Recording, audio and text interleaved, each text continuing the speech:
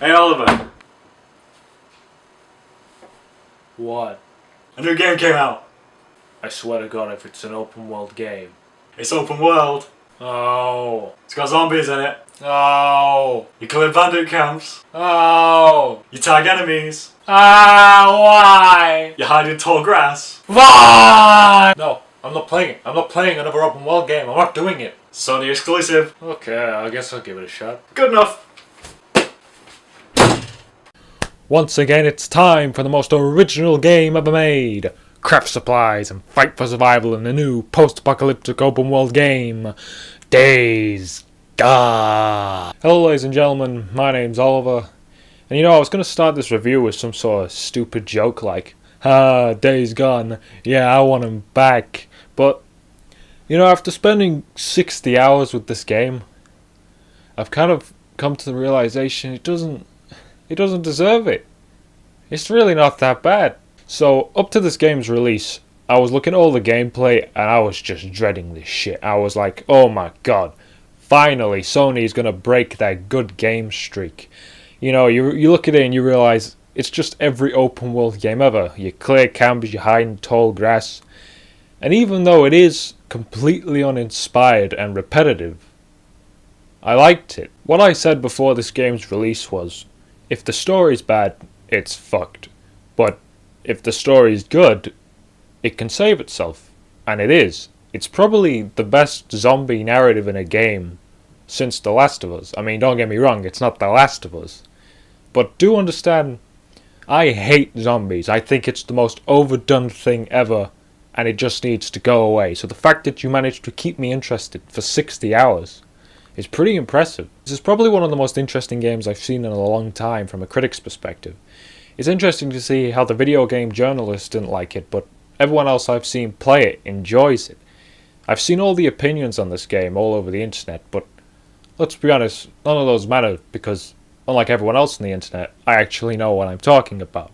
I will give the video game journalists some credit though. This game has a lot of technical issues and there was a huge day one patch, so I mean, if you got a review copy, which I didn't, come on Sony, what the hell, I've got like a huge audience of like one person, then this game was probably a lot more unstable than what I played. So, much like making these reviews, where have my days gone?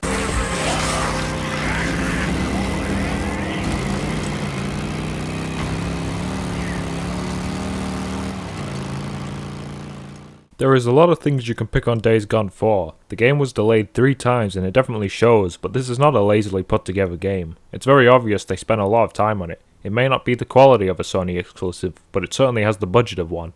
This is a post-apocalyptic open world game. You know what this looks like. It's very grey and brown, but games like this and Metro Exodus somehow still manage to make it look amazing. Riding through the decrepit woods of Oregon is peaceful yet tense at the same time. The roar of the bike mixed with the blowing of leaves in the wind makes Days Gone very immersive. It's probably one of the best open world woodlands yet. Nothing feels like the developers just put a bunch of trees everywhere.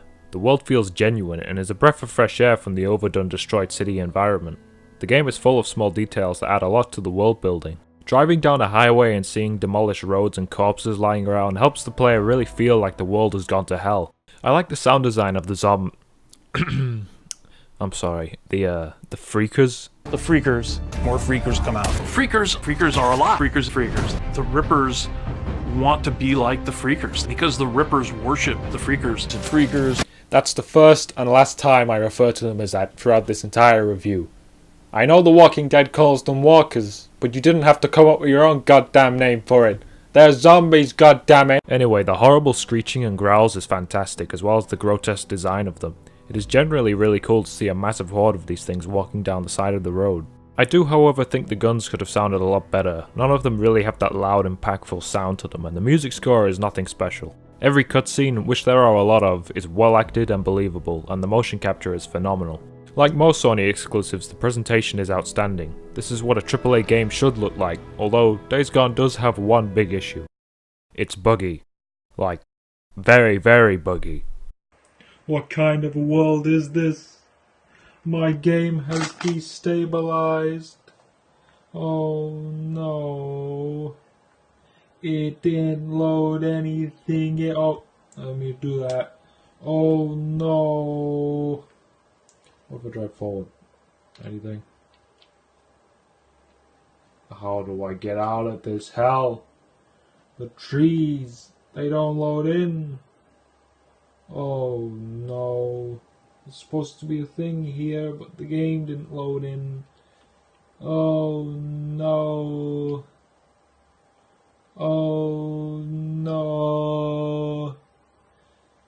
Oh no. The load times are horrendous on a regular PS4. They are constant and the first loading screen takes like 4 minutes. There have been multiple reports of the PS4 just completely crashing, and while that didn't happen to me, I found that playing the game for hours in one sitting would sometimes cause the game to destabilize, meaning some of the textures and the areas just didn't load and I had to restart the game. There was about 2 times where enemies would just spawn on top of me since the game hadn't finished loading yet. Not only this, but the frame rate is pretty bad. These problems won't get in the way of your enjoyment, but it's too noticeable just to ignore. I can't take anymore. Oh, okay. Listen, O'Brien. If we don't get her to a hospital, she's going to die. There are no more hospitals. This game reminds me a lot of Marvel's Spider-Man. As I said before it came out, what will make or break it is its story. That game's story turned out to be pretty good, thus saving it. Marvel's Spider-Man didn't have the greatest gameplay in the world. It was certainly fun, but without the story it would have been pretty mediocre. Everything in Spider-Man was ripped from other games. Days Gone was in the exact same situation, and like Spider-Man, the story is what completely makes the game. Days Gone's biggest issue overall is the same thing that made Spec Ops The Line a hidden gem. On the surface it's incredibly generic, and for the first couple of hours all of your worries are confirmed, but stick with Days Gone long enough and you'll discover a surprisingly deep story that will keep you hooked until the end. Characters become more fleshed out and three-dimensional. You never truly know what someone's intentions are. The relationships between the characters, especially the main character and his dead wife, which the game likes to remind you a lot about, are believable. Each character has their own motivations and past that you'll slowly uncover throughout the game, making the story very investing. Days Gone is not a predictable game, nor does it hold back on excessive violence. When creating any zombie narrative, the biggest thing holding you back is that you can't write anything original. Zombies are so overdone that there's nothing you could do that your audience hasn't seen before, and this is true for Days Gone. But the fact that you managed to keep me interested and emotionally invested for that long is really impressive. I think my favourite thing about Days Gone's story is that it's not the stereotypical survival situation full of people moaning about having no food or medicine. Days Gone is full of people getting shit done and doing what it takes to survive. The story is told much like a Rockstar game. The game doesn't have an obvious plotline, but instead has various storylines all going on at once. Your interest in the story isn't for the plot itself, but is rather in the characters and their interactions. Hell, the game even does the Red Dead 2 song thing while you're driving down the highway at one point, and it's not earned whatsoever. It just doesn't work. The world building in Days Gone is great. They absolutely understand how to make the world feel dangerous. It certainly is a world that comes for you. Sure, you could complain about some realism aspects, such as how there's just gas canisters lying around to refuel your bike, even though gas goes bad in like a month. Also, all gas stations are filled, even though the first thing anyone will loot in a zombie apocalypse would be gas. Anyway, all the characters are realistic and they react just how anyone would react in this situation. Some think they should help others, and some think killing everyone that isn't them is the best strategy.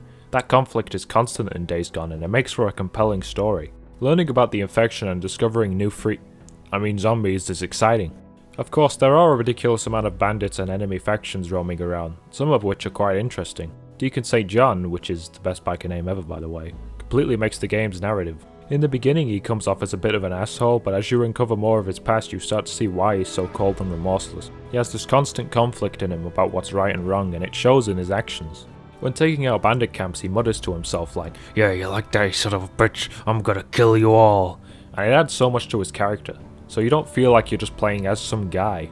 Dialogue is constant in this game. Most of the time when you are on your bike or in a camp, there are people talking to you, so you never feel bored while exploring the world. Now the story in Days Gone is good, but like I said, it's not The Last of Us. I have my issues with it. While the game is emotionally investing, there is no point of extreme excitement. Nothing particularly had me on the edge of my seat. It stays at the same pace for almost the entire thing, and that's quite an issue when your story is about 40 hours long. There are only small parts of the story where things get truly heated. The game could have certainly used more twists and turns. It's not predictable, but it's also not too exciting. The writing is very repetitious. Once you notice it, you can't unnotice it. For example, characters consistently interrupt each other to build tension in the dialogue. Like one character will be explaining something, then they'll be interrupted, and then they'll say, "No, look man, just listen." But they'll do that like 300 times in the game. It's not a big issue, but it's noticeable.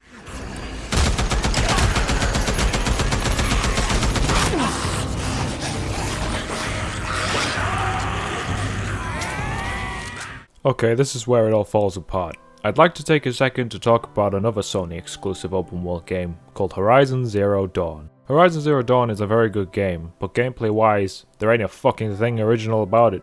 You clear bandit camps, you climb radio towers to reveal icons on the map, all that stupid shit we've come to know and love. But where Horizon Zero Dawn succeeds, other than its good story, is its world. It's a post-apocalyptic setting, but there are giant robot dinosaurs roaming around. Radio towers are replaced with these big robot giraffes that you have to scale. The combat, while done before, isn't just as simple as shoot. Horizon Zero Dawn has a unique setting it can do things with. Days Gone shot itself in the foot the moment it decided to become a zombie game. The gameplay is just okay. Much like the game Mad Max, it's competent and it works, but it's certainly not going to carry your game. Days Gone's gameplay is exactly what you'd expect from an open world game. While you're not doing the scripted missions, you're exploring the open world, doing activities such as burning nests and clearing bandit camps. As I've said, Days Gone is a well-made game and is relatively fun. The issue is it's nothing I haven't done before, and the entire game is this one big endless loop of shooting and killing. The gunplay in Days Gone is alright. It doesn't have much weight to it, but it's still satisfying to blow a guy's head off. The melee combat feels strong and brutal, making bashing people's skulls and feel impactful. Most of the time though, you won't want to run into a bandit camp or a nest guns blazing, as it's a good way to get yourself shot, plus it attracts all the zombies in the area. Stealth is key in Days Gone, although nothing about it is special. Most encounters will involve you throwing a rock to attract an enemy and then slitting their throat. This rock is the most powerful thing in the game, it's probably my most used item. Even the zombies can't help but check it out. One aspect I do like about Days Gone, which they have nailed, is the survival and making the world feel dangerous. Especially in the early game, if you have more than 3 zombies on you, you're in trouble. It's important to make your zombies an actual threat, which Days Gone has accomplished. Your best weapon against them tends to be the various melee weapons that you can find out in the world, as they don't make much noise and can kill an undead in a couple of shots. For completing bandit camps and nests, you get not only a lot of XP, but also you unlock a fast travel location on the map. This gives the player an incentive to clear these out, and it makes the fast travel point feel earned. Bandit camps in particular will give you different crafting recipes, although I'd say a majority of these are never really used, but I wouldn't say they're useless. This constant stream of rewards is important in an open world game. This makes sure you never feel like your time is wasted in Days Gone. This doesn't mean it doesn't get boring though. Towards the end you're so powerful that these start to feel like padding, and the subpar gameplay doesn't help. Survival in Days Gone is important enough to where you need to be worried about it, but it's also not frustrating. Having to constantly scavenge for supplies for yourself and your bike adds a layer of depth needed in Days Gone, as well as immerses you in the world. The game, however, isn't about exploration, which is a missed opportunity. Finding good weapons and interesting locations out in the world would have made the game a lot more engaging, but it isn't a huge issue. Unlike a lot of people, I actually like the idea that you have to maintain your bike. If you run out of fuel, it's going to stay there until you can make it to an outpost that will retrieve it for a fee, or you can find a fuel can. This further adds that sense of realism the game is going for. There is one thing I don't like about the survival though. You can carry a lot of health items and instantly restore your health whenever you want, even while moving. Not only this, but you can craft bandages which are fairly inexpensive. This makes it so you can pretty much tank anything in the game, even on hard. It would have been much better if your healing was slow and you weren't allowed to move while applying it, much like The Last of Us. Days Gone's biggest offense and what ultimately stops it from being something great is the mission design. None of the missions ever feel distinct from each other. All of them take place in locations in the open world and usually involve killing something, interacting with something, or following someone. The story holds it together, but I have no interest in getting this thing for someone, I just want to advance the story. There are very few missions in the game that have their own areas and scripted sequences, and this stops the game from ever being exciting. There is a set of missions in the game that requires you to tail someone, and for the love of God, stop doing this. I swear, whenever someone says, "Let's have the player tail someone and listen to their conversation," I die a little inside. There are bike chases which aren't fun at all, and all play out the same. There's this investigation stuff from The Witcher 3 in here, but this time you're not tracking some terrible demon, you're tracking rather a zombie or a human, so this doesn't work at all. There are small little annoyances too, such as the loot button is the same button as swapping weapons, so a lot of the time you'll drop your weapon by accident. Also, when you don't have a main mission on your map, a lot of the time you'll have to drive for a couple of seconds just to get a radio call for a mission. Days Gone just needs more to it, but the issue is that with the setting they've chosen, they've heavily restricted themselves. Doing the main missions doesn't feel like a chore as the main story holds them together, but don't expect anything exciting to happen. Even the zombie types are generic. I mean, guess what the first boss is? Go on, what is the first thing that comes to your mind when you think of zombie types? It's a big brute enemy that's slow and has lots of health, you know, the one that's in every zombie game. I do however like the zombie children. They tend to hide from you and strike when you're not looking, much like a child would act. There is one saving grace to Days Gone's gameplay though, and those are the hordes. Well, it would be a saving grace if you actually got to fight the hordes during the game. Instead, they are basically endgame content. The first horde you'll fight is like 80% of the way through the game, which is so bizarre to me. They are the most fun things in the game. These things are deadly too. If you're not careful, they'll ambush you and you'll get swallowed by them.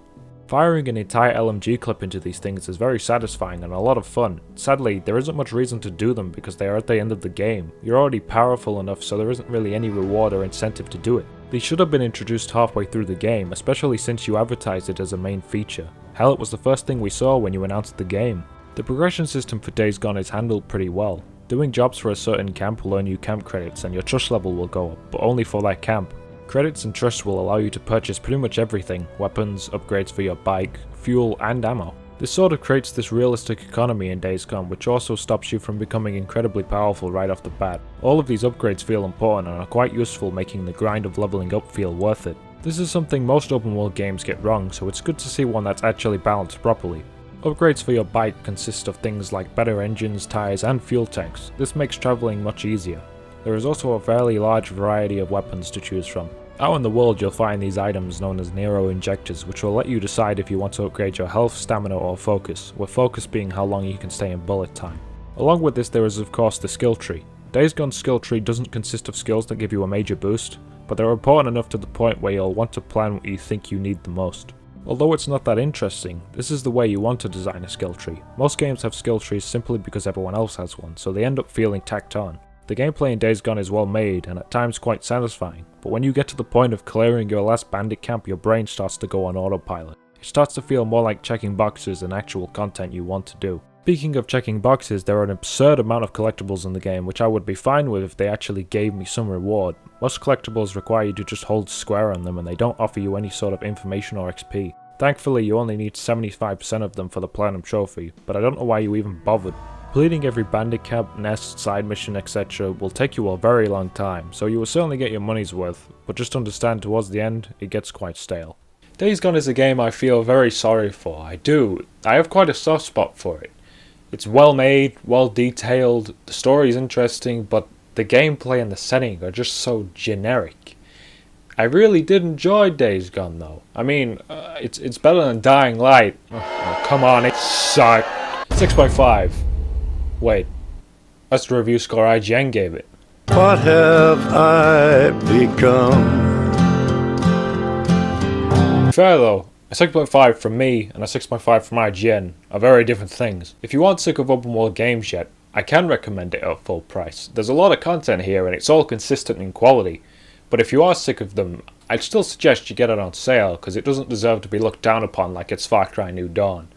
The story is there, but it just really needed the gameplay to go along with it, and it could have been something great. So that's all from me, and if I have to review another open world post-apocalyptic game, I'm gonna lose my goddamn mind.